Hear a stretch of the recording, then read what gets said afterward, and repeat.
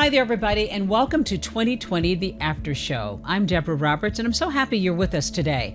I have to tell you, if you saw 2020's episode this past week, you know it was quite riveting, and if you didn't, you are in for some interesting details.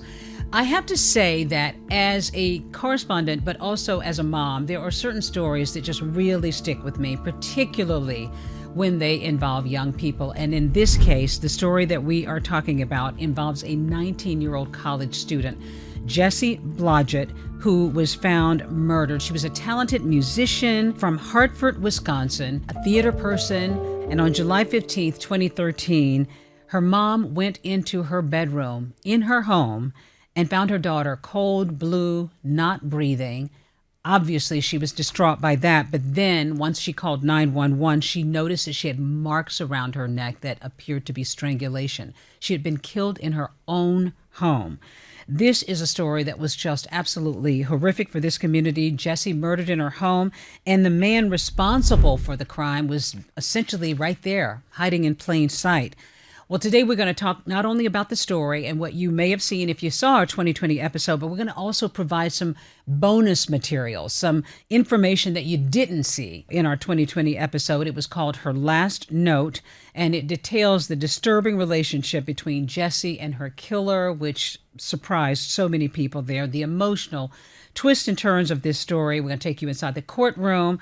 All of that from Stephanie Ramos, the correspondent who was on this story. And I always enjoy talking to you, Steph, because you have not only such insight, but you also bring such passion to these stories and such storytelling to these. And this is like your, second or third story with 2020 now? Yes, this is my second. You're on it. I passed the first test. Yes. No, it's been incredible. I love working with this team. These stories they take you through these twists and turns. And I also get to meet so many people that are involved with this, that have lived this. And we're able, it's an honor to be able to tell their story. Let's start off by talking about you as a mom. I'm a mom, and this story really kind of gave me goosebumps because, I have kids who are 20s and your kids are younger, but a 19-year-old girl full of promise at home. She's in between semesters at school, Jessie. And tell me about you as a mom when you approach this story. I mean, obviously we have to try to be distant in a way, but it's very hard, isn't it? Right. It is. It is hard to compartmentalize, but we have to as journalists. But you're absolutely right. Going into this story, you feel for the family, and you obviously never want to envision being in a position like that. But Jessie was this young woman doing all the right things. She had such a promising future. Like you mentioned, she was a college student and trying to stay busy, teaching students piano, giving piano lessons, and joining the local theater group. And as a mom, when you think about her mother finding her in her bedroom, dead. I mean, and that 911 call that we heard, Stephanie. It's awful. It's absolutely awful and heartbreaking. You hear Jessie's mother in that 911 call.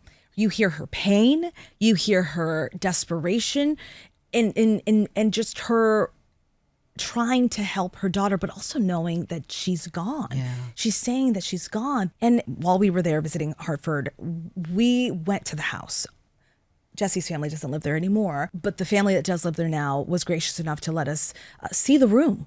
And it gives you chills because this is where her mother found her. This is where she lost her baby girl, their only child. It is absolutely heartbreaking. It's very difficult to listen to, but you can feel her pain, especially being a parent. It's never anything that you want to envision or wish on anybody. Yeah, it's just awful, unfathomable. It's gut wrenching, and as a mom, you have to say this is horrific.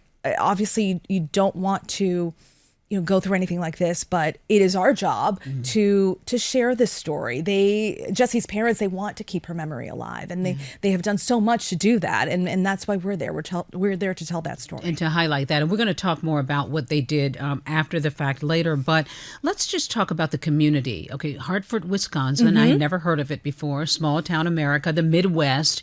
What did you find when you got there in terms of the community and the reaction to such a tragic story. Yeah, Hartford, Wisconsin, lovely town. Like you said, small town. We got a chance to visit a lot of the spaces that Jessie would often visit from her theater group. She had been in the production of Fiddler on the Roof. We got to visit the theater and interview folks there, and also a coffee shop that she would frequent often after school. She would go there with friends. She would play the piano, and you really got a sense that this is a tight-knit community. Everybody knows each other. They know what happened to Jessie Blodgett. Everybody was shaken when they learned of this. And they're also trying to keep Jessie's memory alive. One of the things that was interesting about the case when we, portrayed it on television was that it was unique in how police actually solved the case. Talk to us a little bit about the unique ways that police actually began to sort of put this together. Yes. So days before Jessie's murder, there had been an attack in a park nearby, just a few miles away. This young woman named Melissa was in the park walking her dog. She noticed a vehicle had been parked there for quite some time. She didn't think anything of it. Like you said, this was a town, this was an area, even surrounding neighborhoods. They weren't known for crime. So Melissa's walking her dog through the park. She's coming back to her car, and she notices the same vehicle that had been parked there when she first arrived. She looks and notices there's a young man sitting in the driver's seat. And she explained to us that he looked at her and then kind of hid back in the car.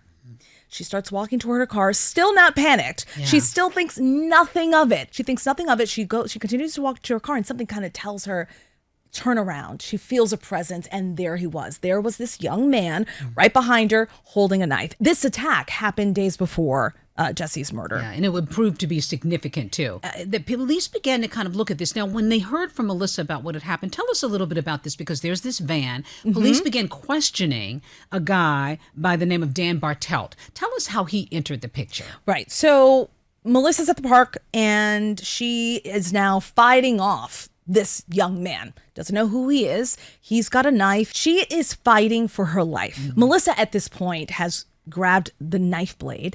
She's holding that. That's impressive. Absolutely impressive. At this point, this young man asks her, "Can I just go?" He's given up. He's figured, okay, this woman she's not going down. She's fighting for her life. Right. He turns around and he leaves. She grabs the knife. She runs to her car, tosses it in her car, and takes off. She's dating a guy at the time. She runs to his parents' house. That's where they call police, and that's when police get involved in this and case. Start asking her what happened. And initially, police didn't believe her, they really thought she was kind of making it up. They couldn't believe that such a violent attack would have taken place in their town. And that she was able to, overpower the guy and grab the knife and all of that. But ultimately, they do start looking. They look at this vehicle, and they are able to track it down. They're able to figure out who owns this vehicle, and that leads them to Dan Bartelt. So a few weeks before Melissa's attack, a police officer notices this vehicle parked there at the park, makes a note of the license plate, and moves on. Now, when he hears that this young woman, Melissa, has been attacked in that same park, he starts to put those two together. And she's now identified or has given a description of the vehicle that was there.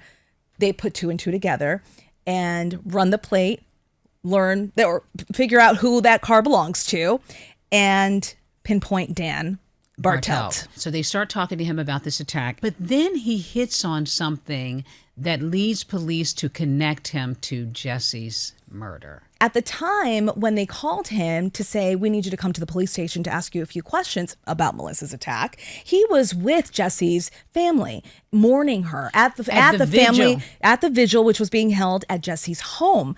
So Jessie's mom hugs him goodbye. The friends drop him off at the police station. So now he's being questioned by investigators.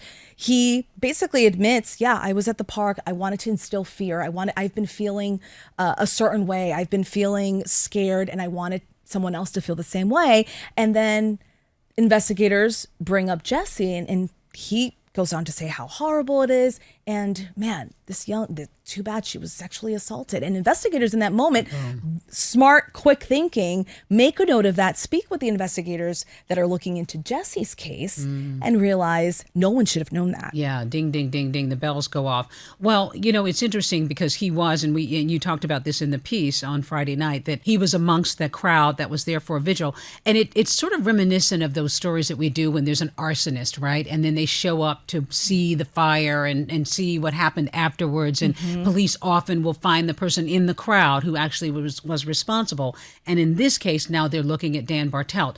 So how does he even connect to this? Because again, you're talking about this tight-knit community. Jessie was a theater person. A lot of her friends were theater people. And he knew Jessie. They had actually dated in high school. So he was sort of in her orbit. Absolutely in her orbit. It's so tragic just to think that he knew her family so well. He knew Jessie so well, was such close friends with her and everybody else. And like we've discussed this, when you're part of a theater group, I'm a theater kid. Yeah. You're tight. You've got a group that is focused on the arts. You all share this passion. There's a camaraderie there. There's a camaraderie. So here we see Jessie and Dan. They dated in high school briefly, but they remained friends, and they wrote music together. They sang together. They had this shared talent. And so many of Jessie's friends shared with us that they would look at the two of them and say, gosh, you're so lucky to have each other. Even as friends now, you're so lucky to be able to share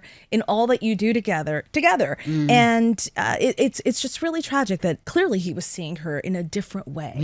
Yeah, which is so disturbing. Well, there's more there, so you stay here. Don't go anywhere, which you won't, and don't you go anywhere, because when we come back, we're going to share some bonus information, bonus details about this story that you didn't hear about before, more information about Jessie and Dan's relationship, and also details from Dan's girlfriend. So don't go anywhere. We'll be right back.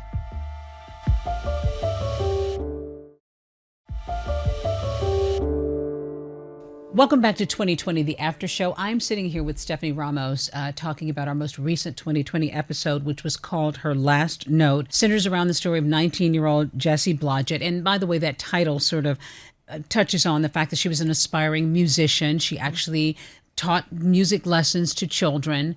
And this is something that was just really, really, I think, heartbreaking in this story, to talk about this young woman who was full of life, a performer who had been on stage. She started Fiddler on the Roof, we just talked about, had a couple of performances in that recently under her belt. And so when police are trying to solve her murder, they're asking around, as they often will do. If it's a married couple, they'll go to the spouse. If it's somebody like this, they'll go to their friends. Oh, absolutely. I mean, investigators were fully aware of who they needed to talk to, and that this was that Jessie's circle of friends were performers. They were actors. They were musicians. As we mentioned earlier, Dan slipped while being investigated about a completely separate attack. We interviewed one of Jessie's friends who said that the two were just really close, really, really talented. But clearly this young man was troubled. He had this act going, but deep down inside, he was a troubled, very troubled young man that was looking into really dark things online. In fact, you mentioned one of the things that didn't make it into our piece, but you talked about, and we talked about this too, the two of us, a bonus detail was that one of his friends talked about a book that he was writing that had some eerie similarities to what actually happened to Jessie. This friend who we interviewed, one of Jessie's friends, said that the two main characters in this book were named Jessica and Dee. And she says that Jessica's parents were both pediatricians, Jessica in the book, and Jessie's actual parents were both chiropractors. So there were a lot of eerie similarities. Also like creating a story line that sort of fit what his dark imagination was all about. It was this kind of sick love connection in the book, but also he was making that a reality. Well, let's talk about the investigation, because when you talked to investigators and you went deep inside their investigation, and you said how they stumbled upon really kind of a stroke of luck when they were investigating this case, because oftentimes these detectives will go rummaging through garbage or places that might reveal something, some evidence to them. And that happened when they were actually lucky, a stroke of luck. Oh, absolutely. So as Dan is being interviewed by investigators, they're of course, they're asking him where he was the day Jessie was murdered. So he tells them exactly where he was, at the park. Luckily for police, the trash bins at that park had not been dumped out yet. And typically they would have been. They would have been. It was scheduled to be cleaned out. The bins had been scheduled to be cleaned out. They hadn't. So when police go and they retrace his steps, there's one camera there at the park.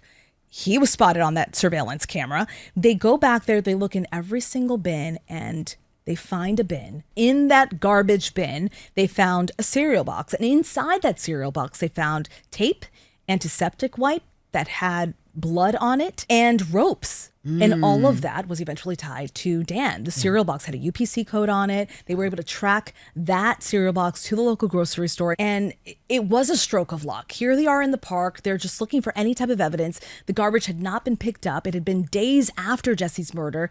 They look inside, and that's everything they needed. A treasure trove of evidence. The investigation is always so fascinating to our viewers, and in this case, some of our listeners too, how they put all of this together. So ultimately, Dan Bartelt is arrested. He's charged in Jesse's murder. He's facing possible life in prison without parole. This was a big shocker to everybody in this community. One of the things that didn't make it into our episode is that Dan's girlfriend testified for the state, for the prosecution in this case, against Dan's girlfriend, Ashley. They had discussed getting married. That's what Ashley shared.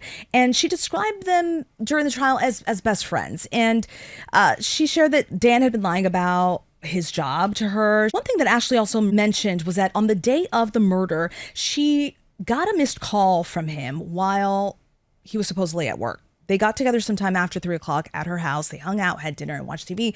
And she says there was nothing unusual about his behavior. Here you have a young man who's just murdered someone violently that same day. And just casually watching TV and hanging out. Exactly. She says there was nothing unusual about him. He was his normal self on the day of the murder. There were a lot of chilling moments in this story, Steph. When we come back, we're going to talk about what Jesse's dad said to Dan Bartelt in the courtroom. So stick around.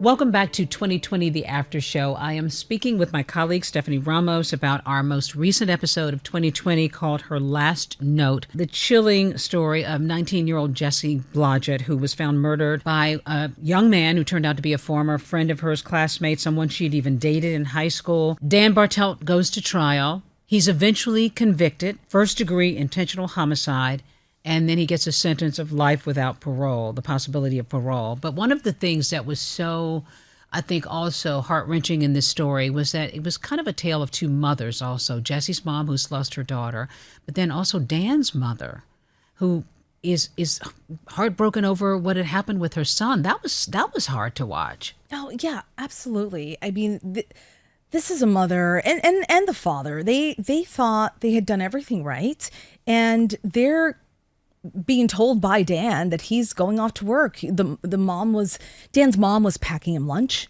every single day. So they're deceived by him as well. They were also deceived. Let's talk about the moment in the courtroom that really surprised a lot of us, and that was just really, I think, riveting in your story. And that was Jessie's father, Buck Blodgett, who spoke during court in a victim's impact statement, and surprised a lot of people. But also, I guess maybe it's a touching thing, too, when he said to Dan that he was able to forgive him. Jesse's dad was able to forgive Dan. And I think for those who know him well, weren't necessarily surprised, because that's the type of person he is. And that is the exact feeling I got when I interviewed him in Hartford, Wisconsin.